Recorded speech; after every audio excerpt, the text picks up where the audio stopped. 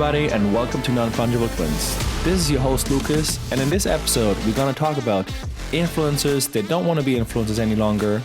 Then we're going to talk about two new AI tools, because we knew the last episode you really liked that part. And last but not least, all together, we're going to hop on an airplane, fly to Japan, and talk about the anime industry. So hope you're ready, buckle up, and let's get the show started. Hey Mark, how you doing, man? What's up, Lucas? I'm fantastic. How about you? Man, I am super pumped and ready for this podcast. So Mark, Nice. what do you got for us? Woo, get your kimono ready. You are going to Japan. This one is going out to all the anime and manga fans out there and the weebs, obviously, as well. We are going to talk about manga and anime, the industry, how the sauce is made, and some interesting insights. What about you, Lucas? What do you got for us? All right, I'm going to talk about influencers that don't want to influence. Then Google Bard versus ChatGPT 4. And last but not least, Midjourney 5 versus Adobe Firefly. For all those people who are like, what are they talking about? No worries, we'll explain all of these tools and of course the comparison. So everybody get buckled up. Mark, I'm not even going to ask you. I'm just going to start off because I'm pumped about this topic. So Mark, what do you know so far about, of course, man, what do you know so far about influencer marketing? A little bit. I mean, we have used influencers in the past for our company, Gazoom. We used a YouTuber. So I think he's on micro level. So that means he has below 50,000 subscribers. And it's good. So you basically hire the person, they create some form of content and then publish it across their network. I'm just going to say. So they're following, they're basically broadcasting your brand or product towards their audience. This is what my definition is, and this is what I know so far. What do you got for me? So normally what companies used to do, they just go to those bigger influencers and be like, hey, for example, Gymshark, be like, hey, I want you to wear my clothes. And here are the clothes. Could you do some ads for them, right? And they wear it, promote it. And then, of course, the bigger brand hopes that they get a lot of sales from that, which makes sense. But next evolution was the micro influencers. So micro influencers are between 10 to 50,000 followers. And like, why would anybody use influencers, right? Because to reach the same audience, you need like 20 of them. But the benefit is of using it, like they have a way more engaged user base. So let's say they're just, because in the end they're more relatable. So if you know somebody like you can relate to who lives like in a similar house or has similar interests, you can better relate to that person. Not too comparable to like an influencer who has like lives in a villa or a mansion and you're just like, man, I just can't relate to that person. Whereas like if it's just a product for like single mom, for example, or mom in general, then you can, of course, if you can see that and relate to that person, it's much better than like an influencer who has like perfect life online. So yeah, that's how the micro influencers work.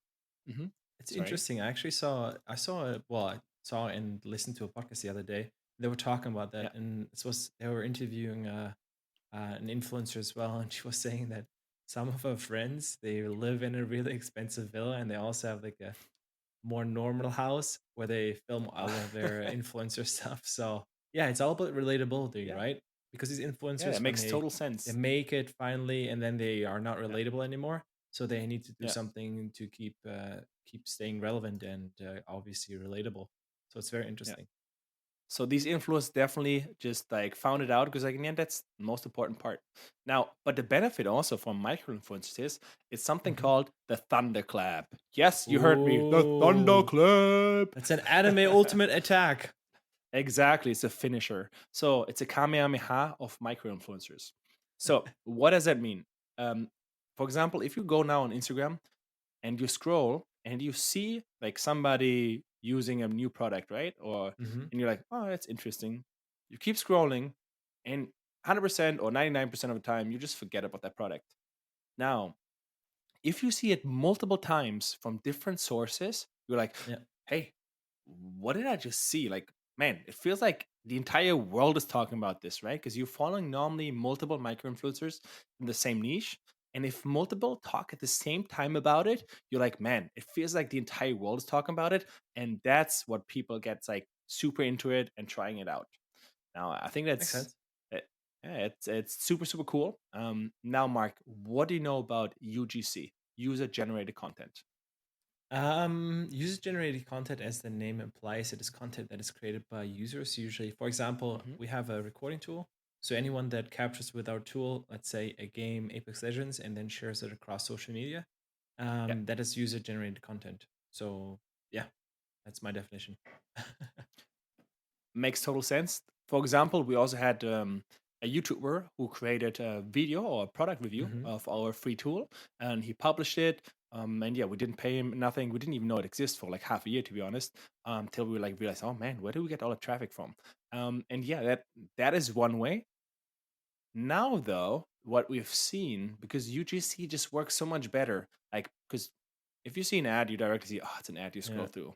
But if you, for example, open right now your Instagram feed, you see just like unboxing or people using it, like the jaw sizer, whatever it's called. They just like, it feels yeah. like normal people are promoting this. But then you see like shop now, you're like, wait, what is that? Wait, Somebody's selling it?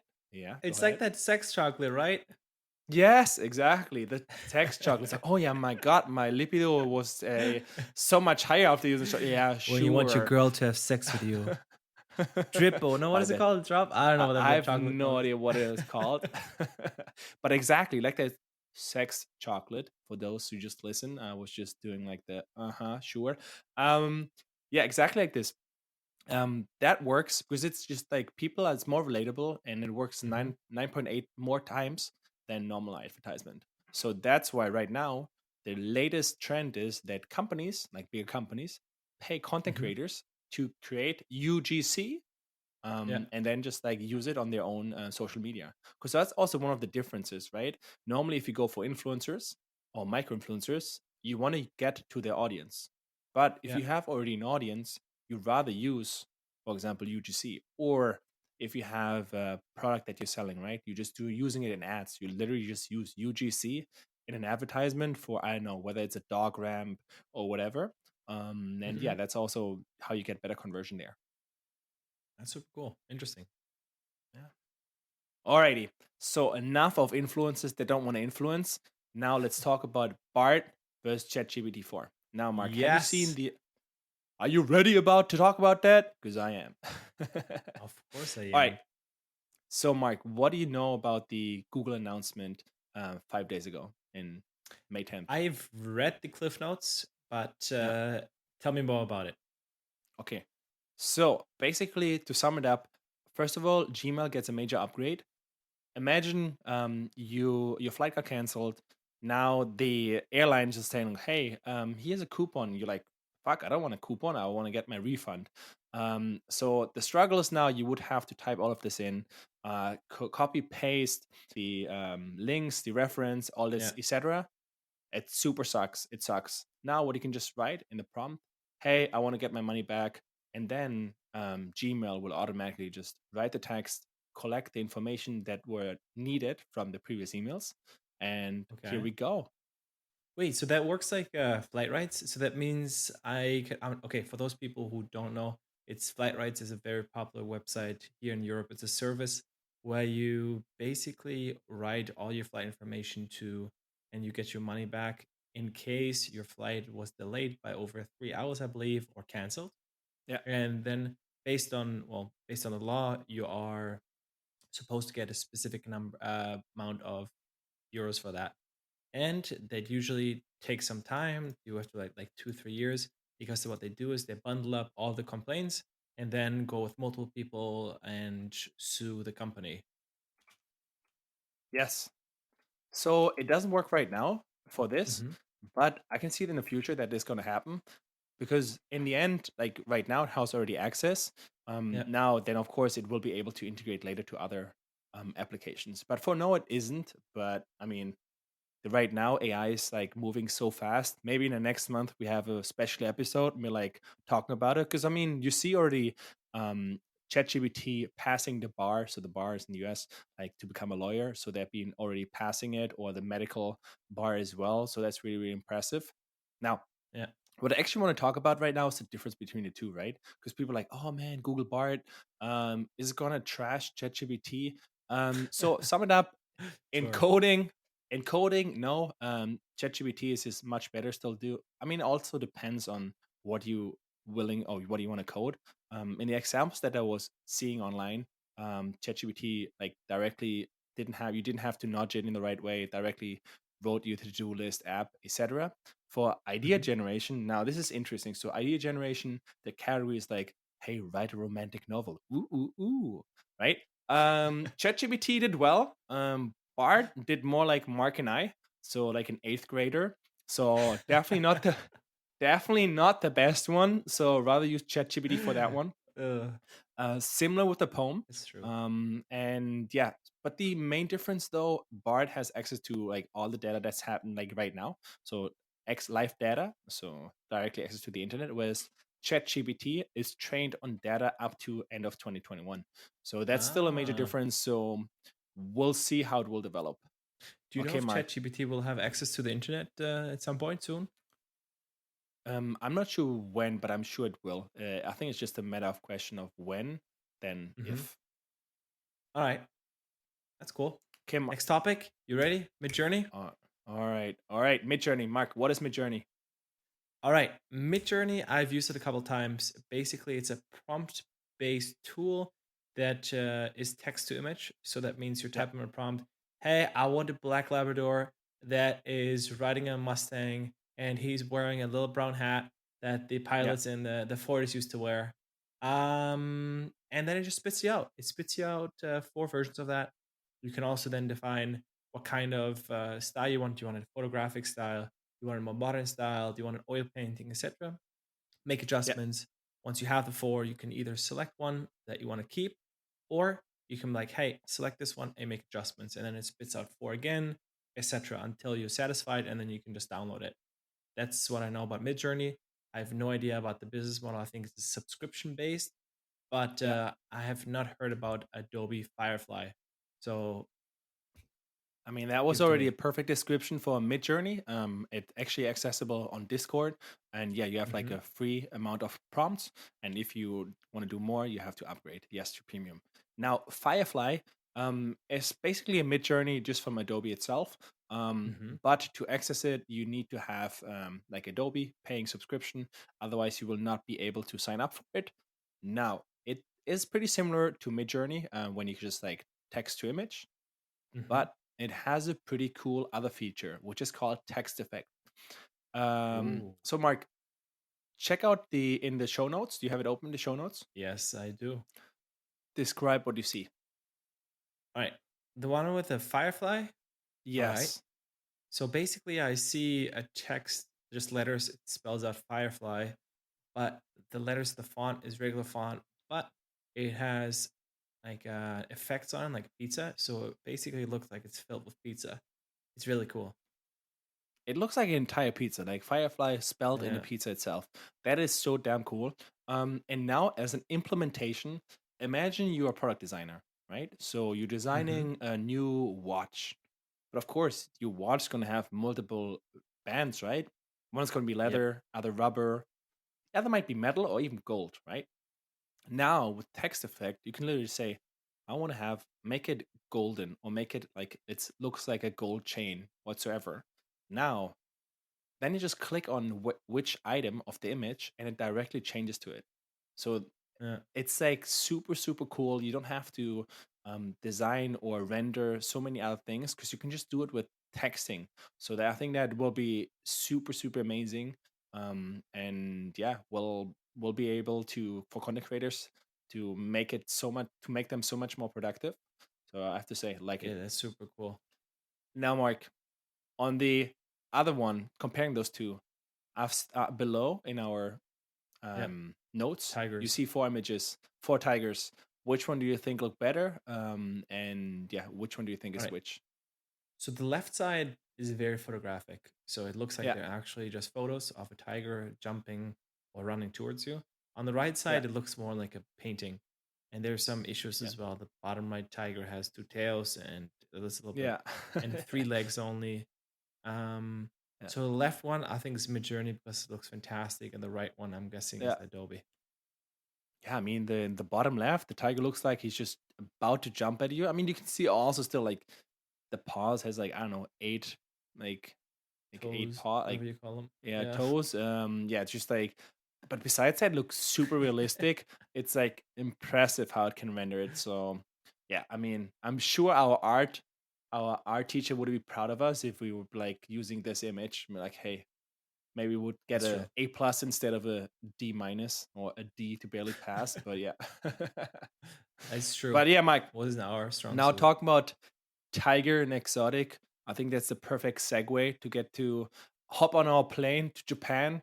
So Mark, tell me about the Sounds good. industry. I'm excited. All right. So first of all, art. Amazing. Yeah. No. No, we're talking about mangas and animes. So I mean, Lucas and I, for the listeners, we love anime and manga. We read it. We'll read the manga every week, multiple series, One Piece, then Black Clover, etc. And we watch obviously Yeah. a lot of anime as well. So this is a topic that goes to our heart, super interesting. So I wanted to find out, how does it actually work?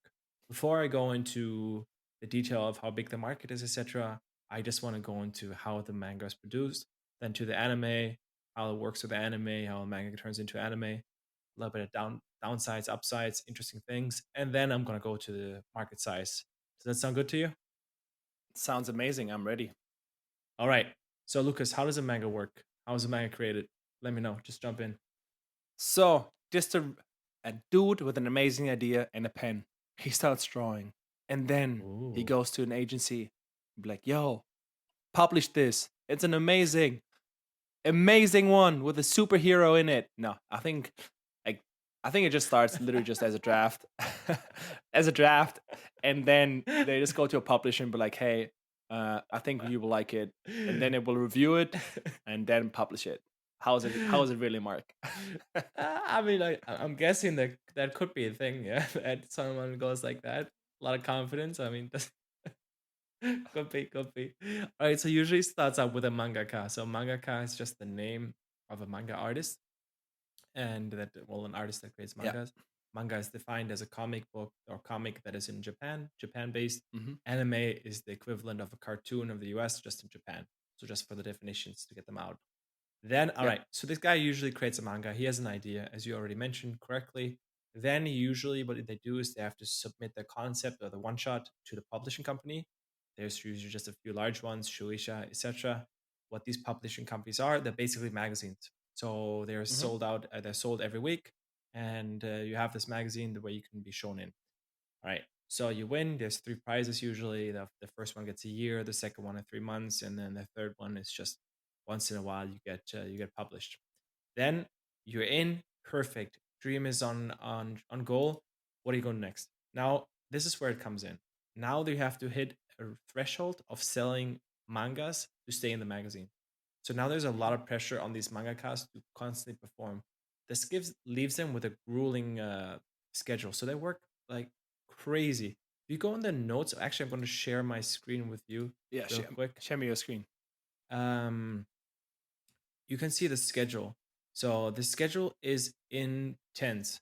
So they have only on Monday nights, well, Sundays to Mondays, they only sleep 3 hours. Holy So cow. I know. I'm like, what the heck? Sorry, I lied. 2 hours. And most of the things, Lucas, it's full of storyboarding. Yeah. So you might think, all right, what are they doing? Drawing a lot? I mean, it No. makes sense. It makes sense though. Like imagine One Piece, right? It is One Piece is Yeah. over 1,000 chapters, and then if you don't keep the story aligned, people are just like seeing flaws in the entire story and like holes. So it makes sense that they do a lot of storyboarding. But for me, it's impressive. They even schedule their eating, like the eating time. Just like yo, no lunch Yeah. from during these days. Man, that is crazy. But it's also No. interesting that they only draw like a few hours. Yeah, I mean, actually, manga is really, really quick to be created. It's just Yeah, the keeping the story alive. Well, okay, for those or listeners who don't know, One Piece is one of the longest and the best manga out there, mostly sold, and it's been running for over 20 years. So yeah, just imagine you have to keep writing and editing a story for over 20 years. So it makes sense that the storyboarding is so important. for sure. I mean, One Piece just amazing. So All right, shout out I to mean, it's our fantastic. Goda. Oh yeah, Goda, Lord Ishiro Oda, the creator of One Piece. All right, getting back to it. So we looked at this. So as you can see, they already have not a lot of sleep, etc. And Yeah. there's actually a massive problem in the Japanese world. Well, so this way, Japanese working environment. So they have a Hmm. lot of problems in terms of people working at least 80-hour work week, and they have this concept. Oof. It's called karoshi. I don't know if I pronounced that right, but it's death from overwork. So, Lucas, how many people do you think are actually affected by this, like Man, percentage wise? if it's more than 1%, I'm like shocked because like from overwork, so not even like a burnout, actually dying from working too much. At risk of dying, Lucas. Just the karoshi is just Ah, the okay, okay, definition, okay, not actually okay, dying. okay. I was like, man, Damn. holy cow, that would be a huge number. I was just like, I don't know, that sounds. I'm just saying one Keep. percent. No, but risk, yeah, like 2%, 2.5. It's 20%, Lucas. It's insane. That's why they What? actually, yes, I know. They Holy cow. released a law in Japan to prevent overwork, and everyone that is caught Yeah, working overtime has to pay a fine yeah, for it. And I mean, the thing is, it's a collectivistic country. That means they prioritize the group success over the individual. yeah, So that's why also they have some issues in that perspective. But I don't want to go into much on that detail. I want to go business, and I want to focus on anime now because we got the manga now. You released the manga. You have already, let's say, 200 chapters out. How does yeah. it go from manga to anime? Well, I mean, you have the rights, so you have the manga. So first of all, you go to, I would personally, like Western thinking, I would go to TV and be like, hey, I want to produce a show of my, do you want to have it? And for how much are you going to buy it? And when I say, hey, I'm going to buy it for, I don't know, like let's say I'm buying Hmm. the rights for 1 year for 2 million, and then I can go and produce it. That's how I would be doing it. All How is it right. though? Not bad, but usually doesn't work that way because No. usually you're just a little guy, the 100 to 200 chapters, no one is really interested. So how it works is usually starts out with some form of businessman who wants to make that money. These guys are usually Yeah. looking just for Yeah, some boy. IP. Yeah, yeah, buddy. They're just looking for IP, so intellectual property that Yeah. they can turn into an anime. So this means a manga or a toy or a video game. So anything Hmm. that actually works. I mean, you've seen Beyblade. They literally created a show out of a freaking toy. It wasn't the other way around. They had the Beyblades Oh, first, wow. I think. Yeah, insane. I might be lying on this one, but I think Ah. I'm pretty positive. And anyways, so we got the manga, got the businessman. He wants to make money. Next thing is he wants to reach a larger audience. So they create a production committee. All right, what is a production committee? It's a group of companies that will profit from the anime success.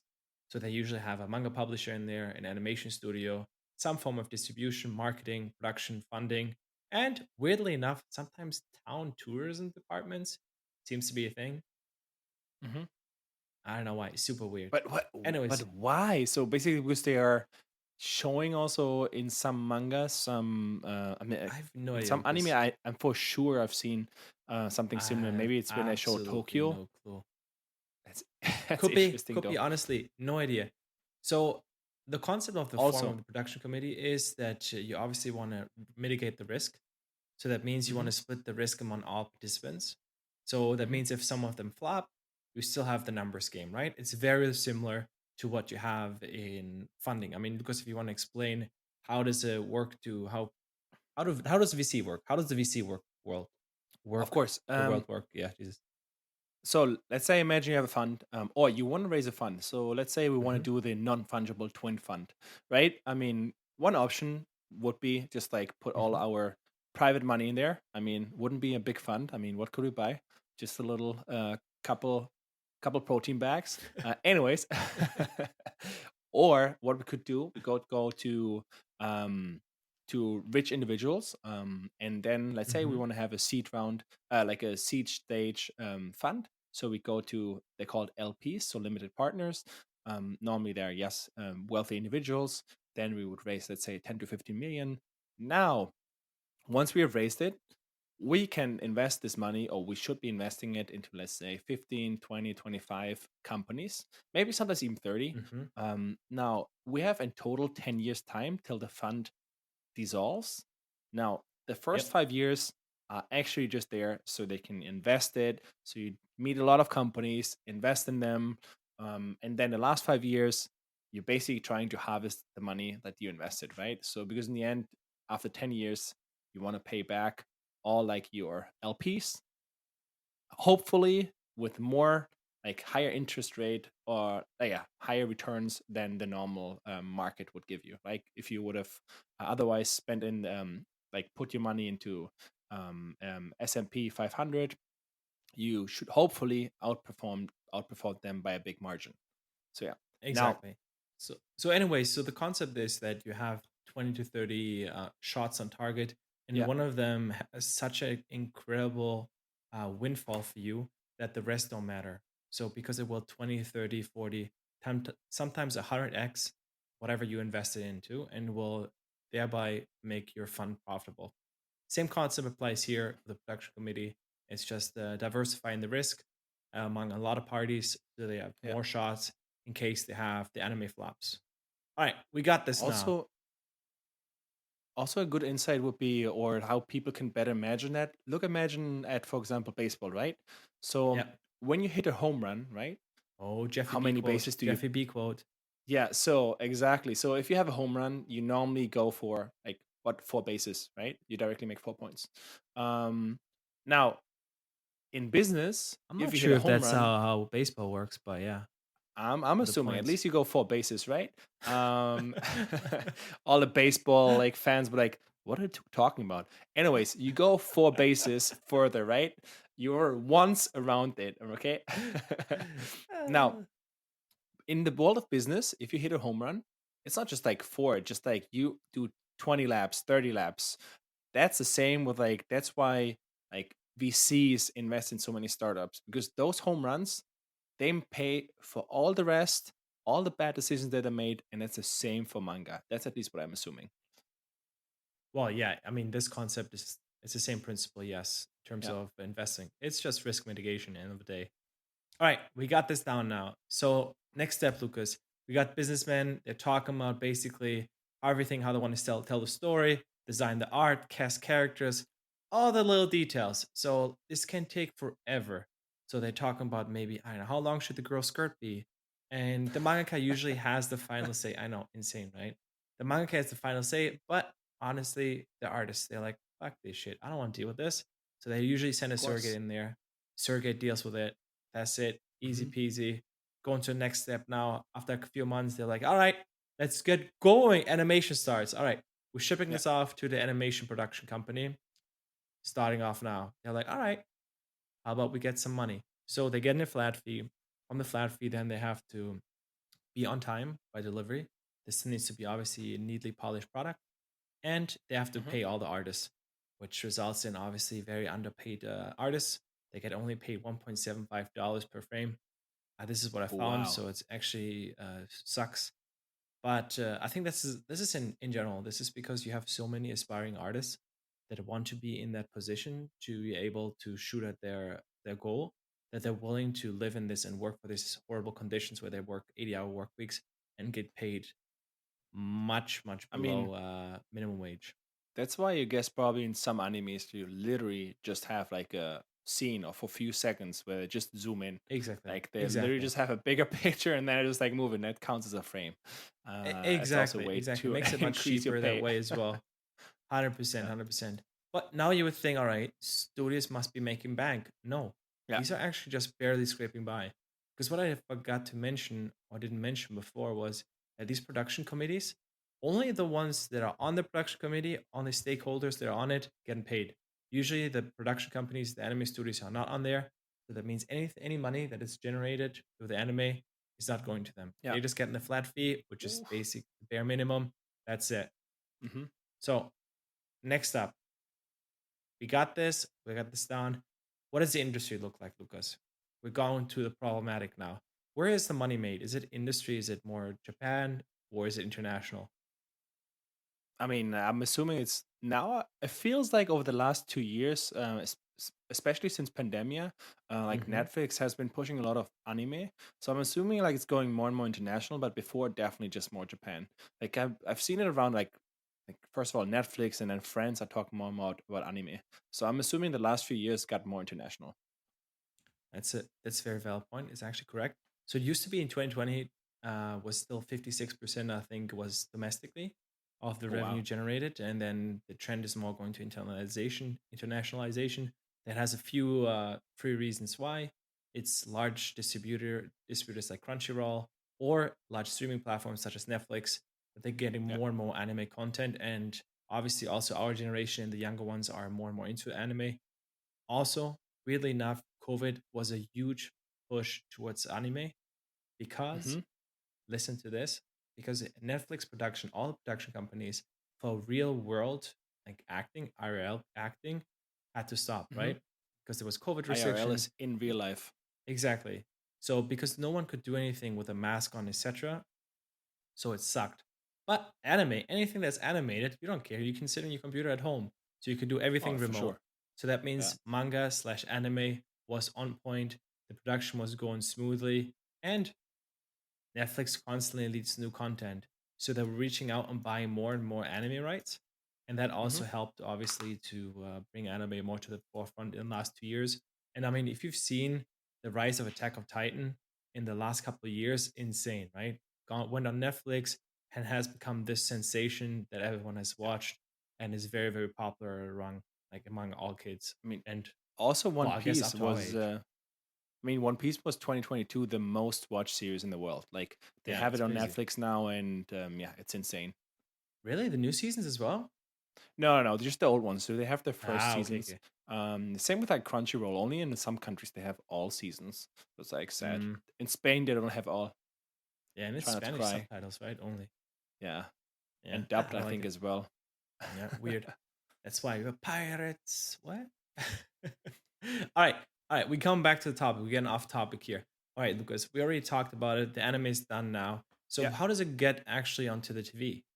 How does it work? How does it work? Like, what do you I imagine? mean, I would assume that they just like go there and be like, "Hey, we got this amazing manga. We want to like after we produce it, like, hey, you want to buy the rights? You want to stream it for a year?" And then they TV producers pays them for their content. Yes, they ask you how much, and you're like, "Well, I would like to have 1 million," and they're like, "No, no. How much are you willing to pay us that we air it?" So The good old Uno reverse. yeah, they're playing the Uno reverse, literally. They're like, no, you. And then like, how the turntables. Yeah, yeah. And then it's like, is that turntables or table turns? No, there's just turntables, Lucas. You gotta say it this way. Yeah. That's the funny Okay. way. That's how we do it on the pod. All right, on the pod. So anyways, so what it is there's this saying that anime is an ad for manga, and it's actually Yeah. true. So you have as an anime production company, or in this case, the production committee has to pay these like these TV channels money so that they air this. Because the thing is this: the anime is an actual ad for the manga, as well as all kind of merchandise, Yeah. books, you name it, video games, all the licensing for the IP.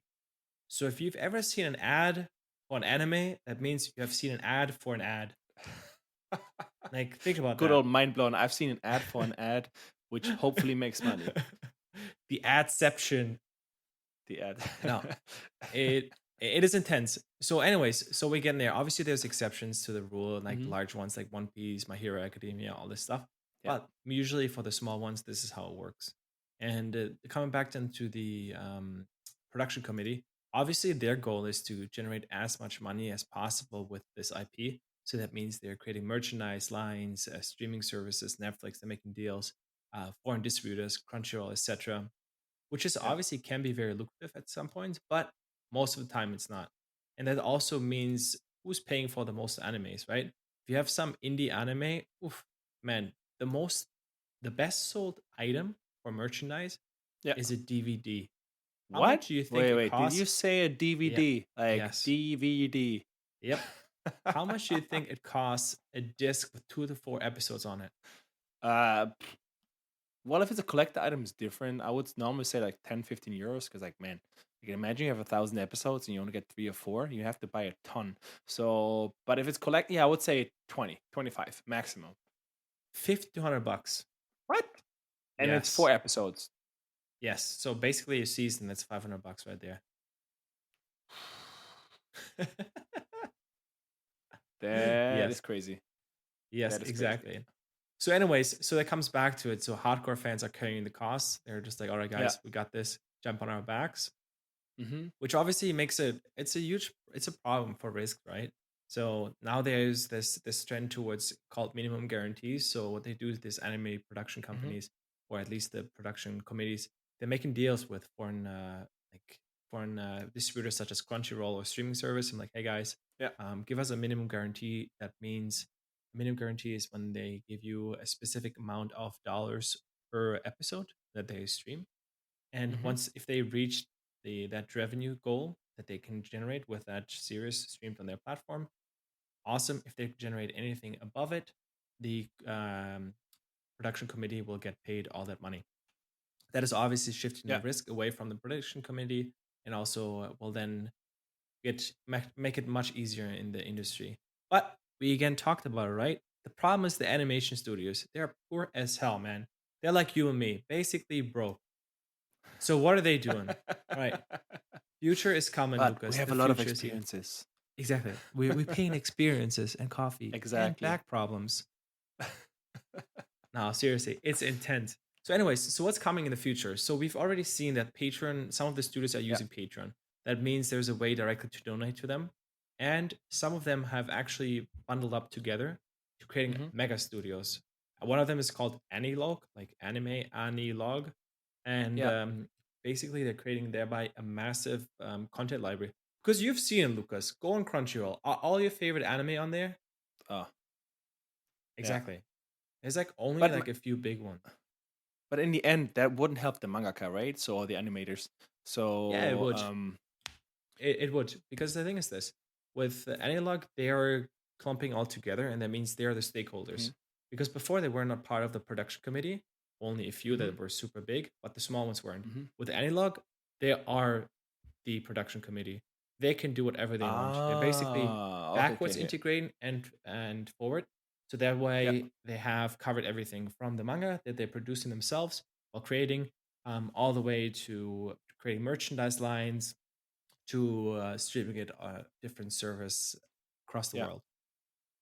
So this is where it's going now, and that obviously means there's a huge, huge possibility for making a lot of money for these companies, and obviously better working environments for the animators. That's amazing though. I mean, I can I also see know a it. future. It is. I can also see a future when you use NFTs, at least the technology of it. So that then Ah, also it guarantees every time you stream, like they get it. I don't know, like hundredth of a cent, right, or something like this, directly to the creator itself.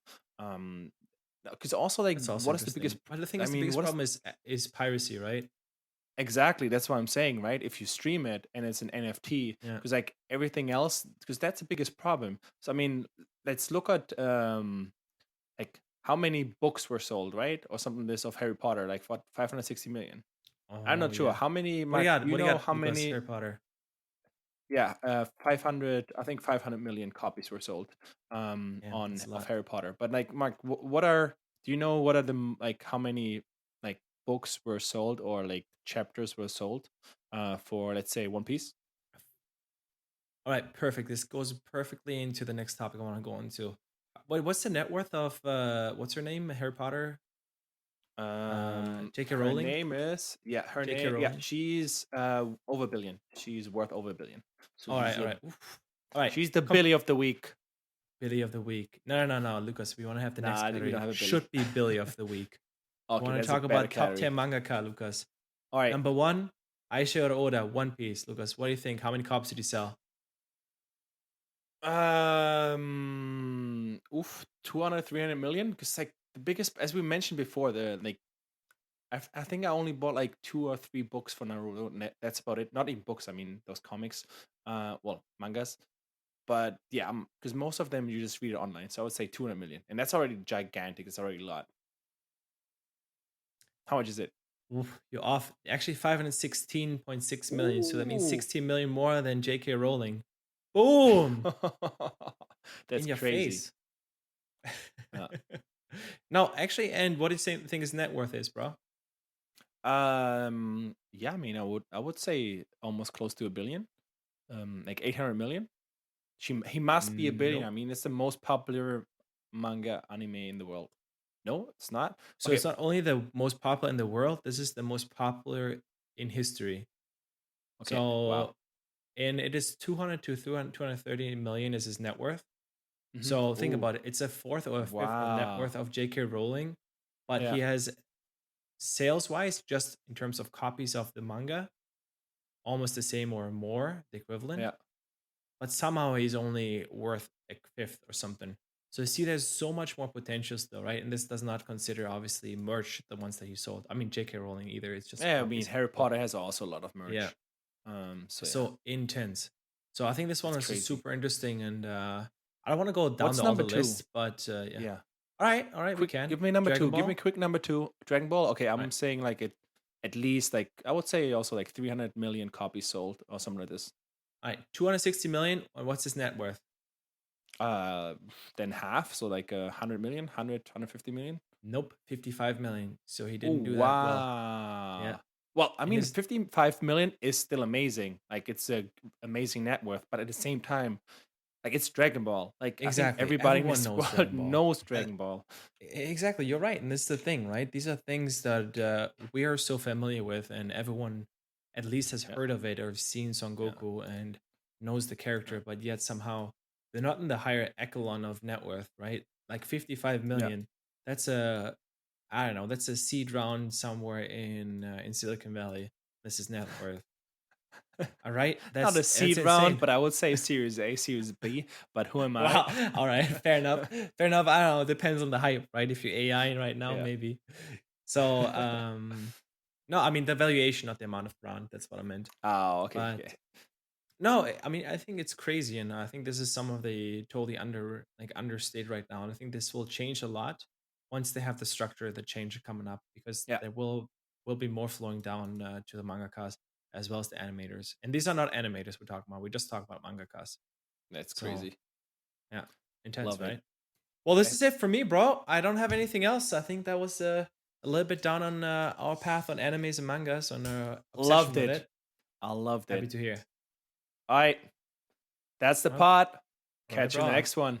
Catch you in the next one. Peace. Peace.